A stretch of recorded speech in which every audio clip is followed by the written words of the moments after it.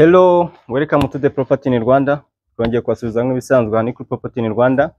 Njyewe nitwa Emile. Uyu munsi rero twabakoreye house tour cyangwa se twakora urugendo tujya kureba inzu iri kugurishwa. Turi Kigali nk'ibisanzwe ahazwi nka Kabeza Samuduha. Aho tubafite inzu nshyashya turi kugurisha ni miliyoni 85. Ni inzu igizwe n'ibyumba 4, toilette 3, salon na salle à manger, tukagira igikoni kiza mu nzu ndetse no hanze. Tukagira n'inzu hanze y'umukozi. Uko muri kubona rero ino nzu turi mu nzu nshyashya rero aho tugiye kubereka ubwiza bwayo. Hano tugitangira turi muri parking nkuko tugenda tureba kuri kamera. Parking yacu rero ni ahantu heza hanini ushobora guparkinga imodoka hano 3 wazishyiramo bitewe n'ukuntu waparkinze. Aha hirya dufite aka garden cyangwa se jardin yacu ni ntoya iringaniye nkuko muri kwibona. Tuvuye hano rero hanze reka tuberekemo imbere mu nzu uko muri kubona. Nkuko mubireba rero iyi ni jardin, mubona hafite indabo nziza cyane nkuko muri kubona. Reka dukomeze rero ngende tuberekemo imbere murebe uko hameze. Bona ifite design nziza, bona ko ni inzu ikomeye cyane wakishimira kugura. Dukomeje tugenda rero reka tugiye kureba imbere turebe ubwiza bw'inzu yacu uko imbere umeze. Aha turi kugenda hani nko kuri bariko nkuko muri kuhabona, wakora neza ukahashyira intebe ureba view yo hakurya Kanombe. Wana ko ifite view nziza cyane. Ino nzu ni inzu nziza cyane uko mubireba.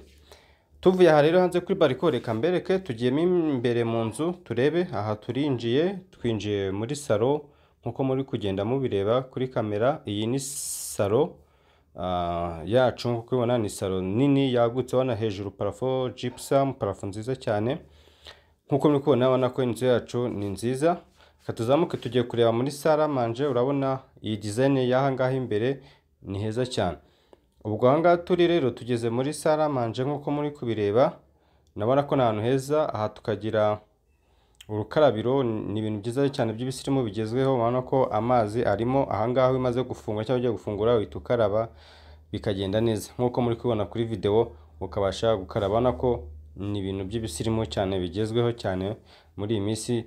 Inzu ifite iyi design iba isa nkuko muri kubona. Iyi ni miruwari ukahita wireba ukihanagura, biba bimeze neza cyane nkuko muri kubireba rero. So tuvuye ngaha muri salle à manger tuhita dukomeza tukareba. Ubwo reka turebe mu gikoni uko hameze. Twagiye mu gikoni, twaze ikibazo cyuko nta muri ruhara ariko muri hangana. Ndahamya ko murabasha kubibona. Iki ni igikoni rero, dufite igikoni cyiza gifite na stock. Wana igikoni cyiza kigezweho cy'utubati twiza cyane nkuko muri kubibona. Ama cabinet ni meza cyane muri nkuko muri kureba kuri video. Mukurikire murebe. Wana ko ni ibintu byiza cyane. Wana ko igikoni ni cyiza. Inzu yacu rero ni nsirimu Kabeza Samuduha, ahantu heza kuri kaburimbo kuri 85 ndetse twanavuga twakatiraho ntago ari igihembo. Tuvuye rero muri salle à manger, wana hariya dukomeza rero corridor tujya kureba mu byumba nkuko muri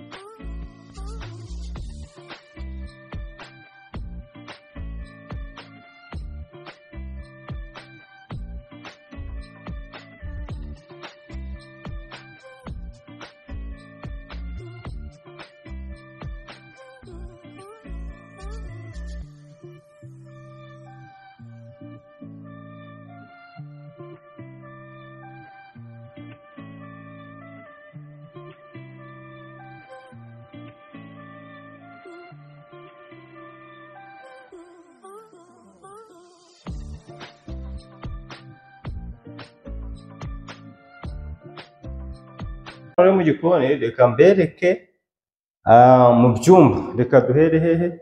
Icyumba cya mbere hano cyegereye hano muri salon, tukita nk'icyumba cy'abashyitsi.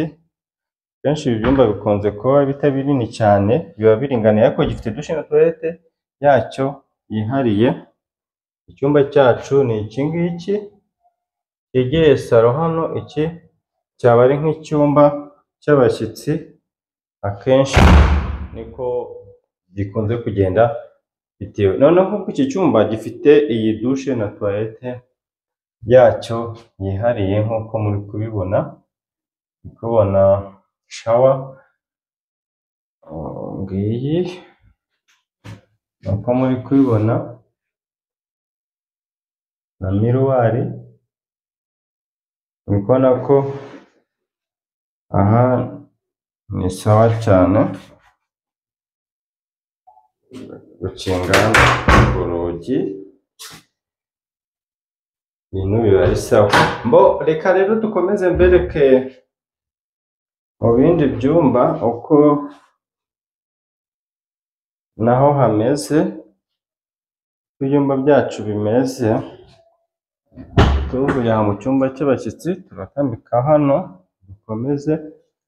Nk'uko nabwiye, inzu yacu ifite ibyumba 4, toilette 3, salo na salle à manger n'igikoni. Ubwo hano turi muri korodoro, hano ushobora ujya hanze ukasa hano ukomeza hanze mu gikari, ubwo hano tugakomeza mu bindi byumba. Aha rero dufite ibyumba 2 bisangiye dushe na toilette. Kaduhere kuri iki cyumba cy'ahangaha, ubona ko iki cyumba ni kinini nk'uko muri kubona. Icyumba cyo ni kinini pe, kirisanzuye, ni icyumba cyagutse. Ubwo tuvuye aha rero, reka turebe mu kindi cyumba. Nk'uko nabwiye, ni ibyumba 2 dufite hano bisangiye dushe na toilette. Ubwo dushe na toilette ni iyi ngiyi, ibyumba 2 dufite hano biri buze guhuriraho nk'uko muri kubibona. Muri kubibona toilette yacu ngiyi, ubona ko aka kazu ni keza. Uburyo ki yubatsemo iyi nzu ni inzu nziza, urebye ibikoresho bigize ni sawa cyane. Iyi dushe na toilette rero nk'uko maze kuyibereka, ni ibyumba 2 biyisangiye. Ubwo icya kabiri ni iki ngiki, ubwo ni ibyumba 2 bisharinga kuri iyi toilette nk'uko narimo mbibereka. Ubwo iki cyumba nacyo ni icya kabiri gisangiweho dushe na toilette n'ikindi cyumba. Ubona ko ni icyumba kinini ntacyo gitwaye, ibyumba byagutse. Hano na purize nk'uko muri kubibona. Ibi byumba 2 rero tubonye ko bisangira dushe na toilette imwe. Okay, ubwo tuvuye aha rero tugiye kureba icyumba cya nyuma cya master bedroom, gikunze kwitwa icyumba cya nyir'urugo. Ubwo uko uza iyi korodoro hano, uraza ugakomeza aha kuri uyu muryango, ubu hano winjira mu cyumba cya nyir'urugo. Ukinjira rero hano uhita utangira kubona garde-robe nk'uko muri kubona y'imyenda, wardrobe wo kubikamo imyenda yawe. Hano urabona ko ibintu ni sawa cyane nk'uko muri kubibona. Iyi ni garde-robe y'ahangaha yo kubikamo imyenda, garde-robe nziza. Ubwo rero tuvuye aha tubona iyi dushe na toilette ya master bedroom ngiyi uko imeze, ukahita ubona ko ibintu bimeze neza hano. Iyi dushe na toilette nibyo bya hano kuri master bedroom. Ubwo rero reka dukomeze mbereke. Ubwo turakomeza mu cyumba mo imbere n'ubundi. Iki ni cyo cyumba rero nyirizina uko muri kubibona. Iyi master yacu ni icyumba kinini, kuko hano uba wegereye kuri jaride yo ku irembo. Urabona ko ni ibintu byiza cyane. Iyi niyo master bedroom yacu y'iyi nzu nk'uko muragenda mubibona kuri kamera. Ubwo ngiye kuhasengutse rero mbereke hanze uko hameze. Tukiva muri master, tugiye kureba hanze mu gikari uko naho hameze, mbereke ubwiza bw'inyuma y'iyi nzu yacu. Ubwo ndajya muri korodoro hano, uvuye kuri salle à manger hari korodoro isohoka hanze nk'uko muri kubona. Iyi ni inzu y'umukozi, igizwe na dushe na toilette byo hanze aha mu gikari.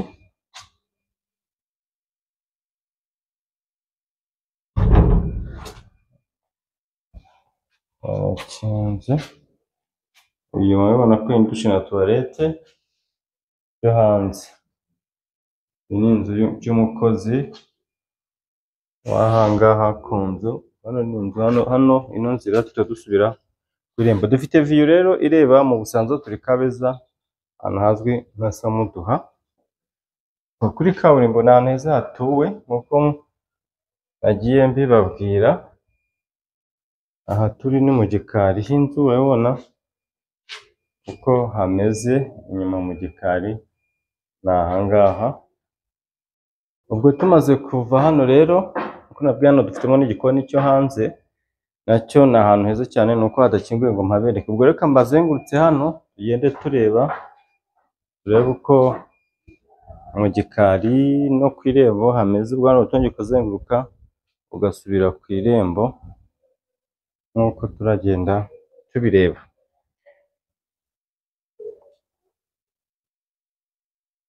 Urabona ko hano tuba tugarutse ku irembo hacu h'inzu.